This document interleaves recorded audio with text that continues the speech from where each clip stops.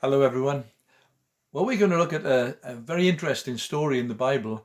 In Acts chapter 7 and verse 9, the first martyr, Stephen, was talking about the history of the Jewish nation. He just mentioned this: because the patriarchs were jealous of Joseph, they sold him as a slave into Egypt, but God was with him. Now, many people are familiar with the story of Joseph, and we find it in the Bible from Genesis 37 right the way through to Genesis 50. So we're not going to read all of that at the moment. But Joseph was the son of Jacob and his favorite wife, Rachel. Jacob had worked for 14 years to get Rachel as his wife, and the love that he had for her was transmitted to their first son. Rachel later had another son, but died in childbirth, bringing Benjamin into the world. Jacob made a special coat for Joseph. It was richly ornamented or multicolored. And a brief summary of the story is that his other 10 older brothers were jealous of Joseph, and their animosity toward him was made worse when Joseph had two dreams which he shared with them. The first dream was of sheaves of corn in the field, and all of the sheaves belonging to the other brothers bowed down to Joseph's sheaf.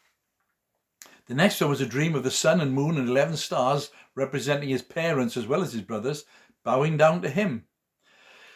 So that wasn't very clever, but he was just 17 years old when the other 10 older brothers stripped his multicolored robe from him, tied him up, put him in an empty well. The majority of them wanted to kill him, but his eldest brother Reuben refused to let them. So while Reuben was apparently busy looking after the sheep, the other brothers, urged on by Judah, sold him to some passing Midianites for 20 shekels of silver. Midianites, that was a dark time for Joseph. The brothers then dipped Joseph's robe in the blood of a slaughtered goat and took it back to their father, with the story that some wild animal must have torn him to pieces. But the Midianites took Joseph to Egypt, sold him as a slave to a chap called Potiphar, the captain of Pharaoh's guard. Joseph was put in charge of the whole household, and the Lord blessed the household of the Egyptian because of Joseph. And I think we should all have a positive influence wherever we are in society. But one day, Potiphar's wife took a fancy to Joseph and asked him to go to bed with her. Joseph refused, not just once, but a number of times, and she got angry.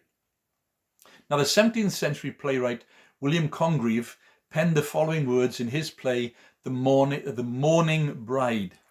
Now, they were spoken by a lady called Zara. I don't know whether she owns the shops in Spain, but spoken by Zara in Act 3 and verse 8, and are often incorrectly attributed to William Shakespeare. And the words are these: heaven has no rage like love to hatred turned, nor hell a fury like a woman scorned. It's been abbreviated to hell has no fury like a woman scorned. So Potiphar's wife grabbed Joseph's cloak and then told her husband that Joseph had tried to rape her. Now, as a result, Potiphar had Joseph put in prison. Now, if he really thought his wife was telling the truth, he could have had Joseph killed because he was only a slave. I think he suspected something. But anyway, during his stay in prison, Joseph was put in charge of the other prisoners. And one day, the king's chief cupbearer and the chief baker showed up in the same jail.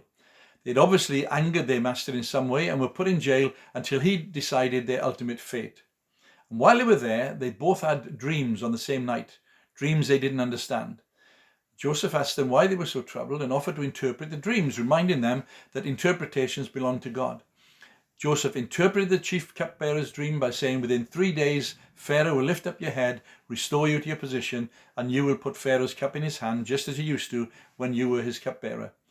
But when all goes well with you, remember me and show me kindness. Mention me to Pharaoh and get me out of this prison. Now, the interpretation of the chief baker's dream was a bit different.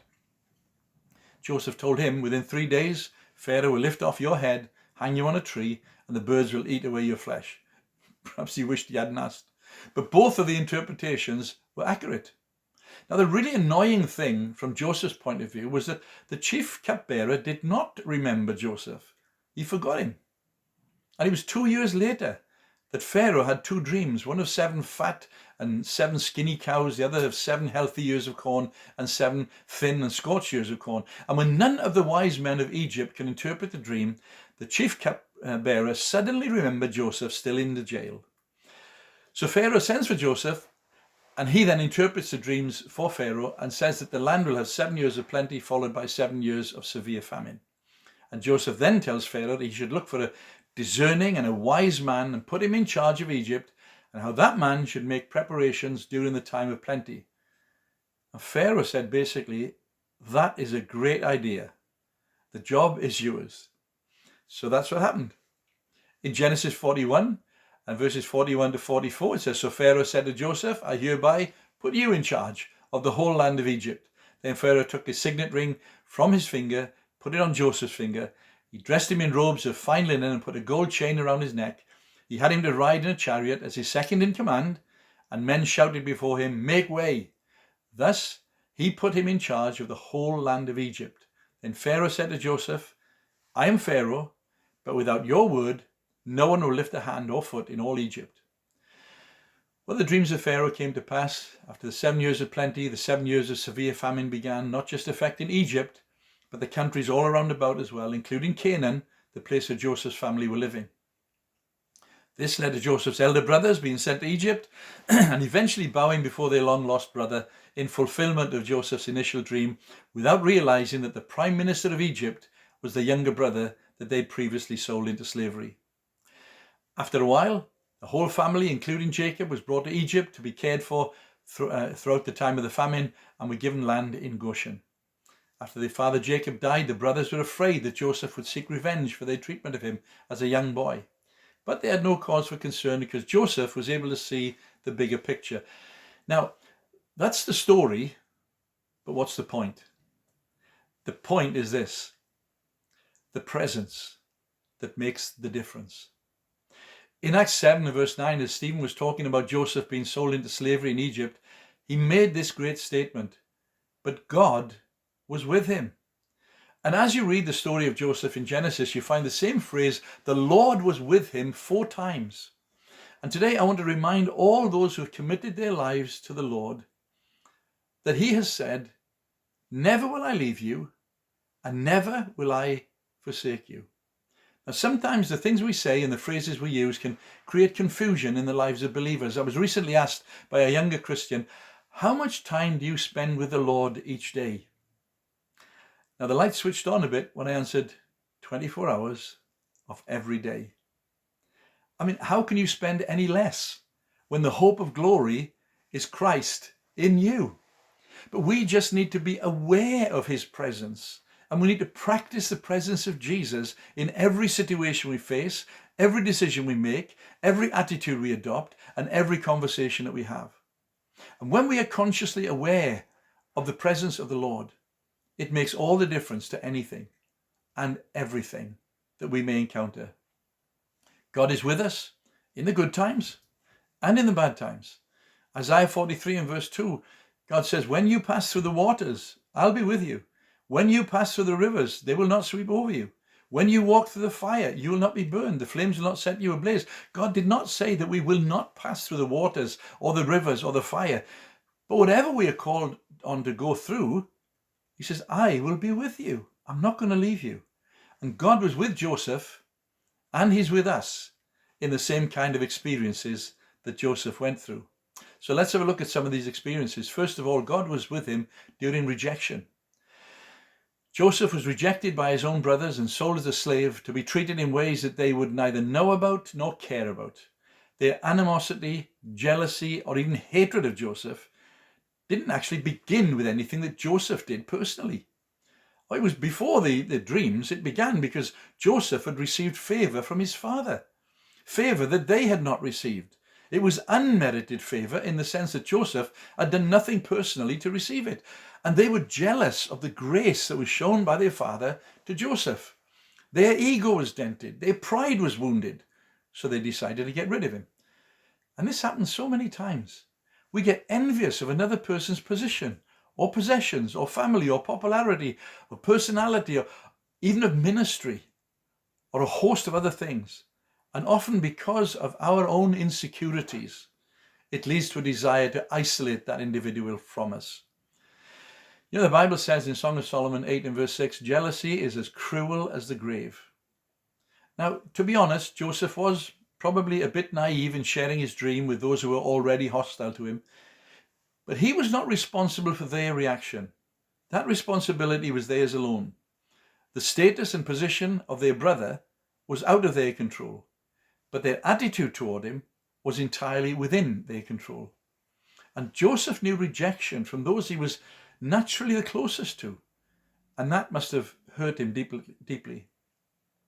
But during that rejection, God was with him. When he was rejected and sold as a slave, he got on with his life and he excelled in whatever he was given to do. He didn't just have a pity party.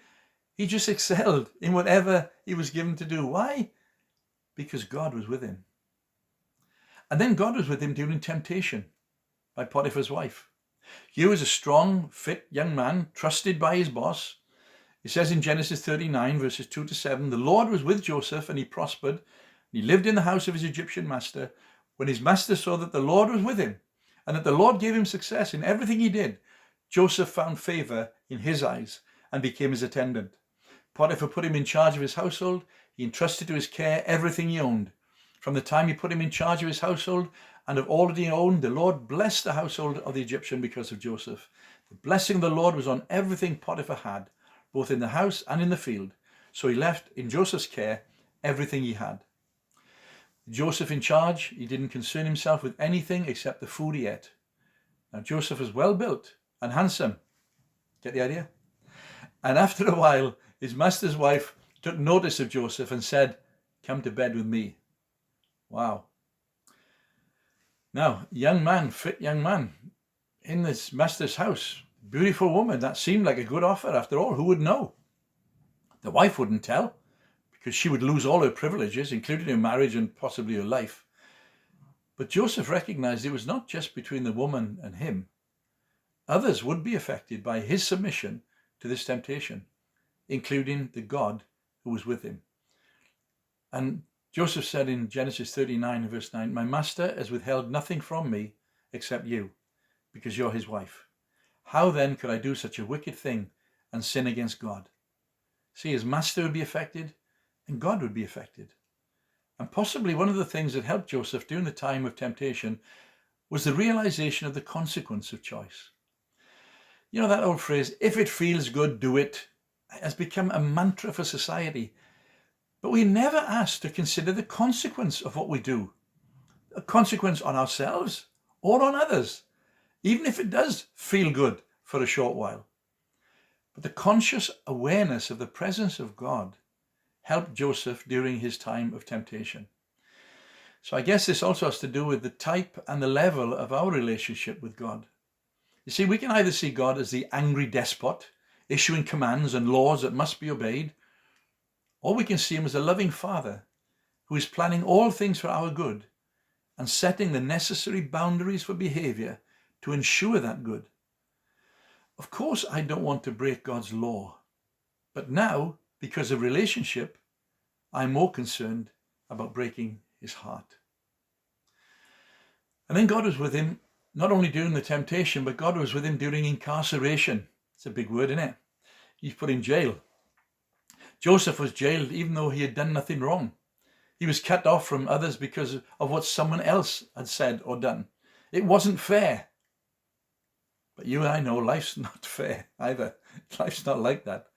But even during incarceration, Joseph was still conscious of God's presence, and he's still determined to excel. Genesis 39, 20 to 22. While Joseph was there in the prison, the Lord was with him. He showed him kindness and granted him favor in the eyes of the prison warden. So the warden put Joseph in charge of all those held in the prison, and he was made responsible for all that was done there. Joseph was a prisoner, but he refused to accept a victim mentality, because even in the prison, God was with him. Now there's a lovely a verse in Psalm 105, verses 16 to 19. There's a few verses there. In the NIV it says this: "He, that is God, called down famine on the land and destroyed all their supplies of food. And he sent a man before them, Joseph, sold as a slave. They bruised his feet with shackles. His neck was put in irons, till what he foretold came to pass, until the word of the Lord proved him true." I like the King James Version here of verse 19. It says, "Until that time that this word came, the word of the Lord tried him." You see, are we going to be serious about what we know about God? There will come a trial to that. But then one day he woke up as a prisoner and went to bed as a prime minister. And all he needed was a shave and a change of clothes. You just read it. Why? Because Joseph was being prepared for the future during the hard times. See, character is often displayed in the good times, but it's always formed in the bad times. Just remember that. God was with him during his time of incarceration. God is working even in the bad times. And then God was with him during exaltation. Joseph exercised incredible authority, second only to Pharaoh. And we need to recognize the presence of God in the good times as well as the bad times, or the very good can become very bad for us. This is something God warned the people about way back in the wilderness times. Deuteronomy 8 verses 6 to 14. Observe the commands of the Lord your God, walking in his ways and revering him. For the Lord your God is bringing you into a good land, a land with streams and pools of water, with springs flowing in the valleys and hills, a land with wheat and barley, vines and fig trees, pomegranates, olive oil and honey, a land where bread will not be scarce and you'll lack nothing, a land where the rocks are iron and you can dig copper out of the hills, where you have eaten and are satisfied, when you have eaten and are satisfied, praise the Lord your God for the good land he's given you. Be careful that you do not forget the Lord your God, failing to observe his commands, his laws and his decrees that I'm giving you this day.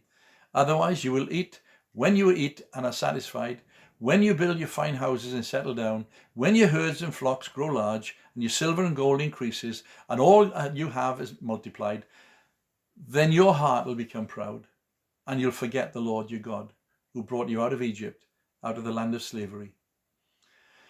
Do you know the blessing of God can become a curse to us if we don't use it wisely?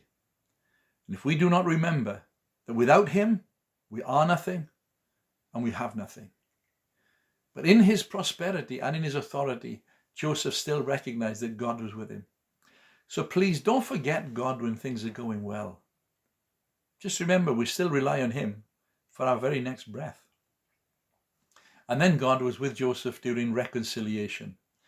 Joseph could quite legitimately have wanted vengeance on his brothers for their treatment of him. But Joseph saw the bigger picture. Genesis 50 verses 21 to 22. You intended to harm me, but God intended it for good, to accomplish what is now being done, the saving of many lives. So then don't be afraid. I will provide for you and your children. And he reassured them and spoke kindly to them. But God intended it for good. God is able to take the most harmful intentions of people and transform them into something good, not only for us, but also for those who have intended to harm us. Isn't that incredible? See, Romans 8 and verse 28 is so true. We know that in all things, God works for the good of those who love him, for those who have been called according to his purpose. All things, the bad things as well as the good things, for those who love him. But you can't truly love God if you don't love your brother. 1 John 4 verse 21 says, and he has given us this command, whoever loves God must also love his brother. I might have said it before. So if you can't love me, it's your fault. And listen, if I can't love you, it's my fault. We are responsible to love one another. But reconciliation, you see, sometimes when people do things bad to us, it can become a difficult thing. But reconciliation, if you think about it, it's only difficult to the flesh and to our pride. And very often the most effective foundation for reconciliation is forgiveness. Forgiveness should be relatively easy for the Christian when we just remember how much we have been forgiven by God. Now, anagrams are interesting things. That's where you rearrange the letters of a word or words to produce other words. So a few of them, like Presbyterian, put those letters around, best in prayer. I don't know. The eyes, they see. The Morse code, here come dots. Brilliant, isn't it? One for Donald Trump here, election results. Lies, let's recount. I like this one. 11 plus 2, 12 plus 1. And the one many men might agree with, although I personally can't think why. Mother-in-law, woman Hitler. Now, some years ago, our son Joel preached on an anagram of the word forgiveness. And what he came up with was this: serving foes. Isn't that beautiful? That's when you know you're forgiven, when you're able to serve those who've done you ill. Mark Twain said, "Forgiveness is the fragrance that the violet sheds on the heel that has crushed it." No matter how difficult it might have been for Joseph to reach out the hand of reconciliation, he was able to do it, and he became willing to do it because God was with him. So God was with Joseph and with us during rejection, during temptation, during exaltation, during rejection, temptation, during incarceration, during exaltation, and during reconciliation. Because let me tell you something, God's presence always makes the difference. I trust that God will help us in every situation that we face in life, that we might know beyond a shadow of a doubt the truth of God's word. I will never leave you. I will never forsake you. And if that is true, then let's make that a daily practice, that whatever we encounter in life, through the good times, through the bad times, through the difficult times, through times when we have to eat a big slice of humble pie, in all those times, let's just recognize it's the presence that makes the difference. God bless you all. I'll see you soon. Bye-bye.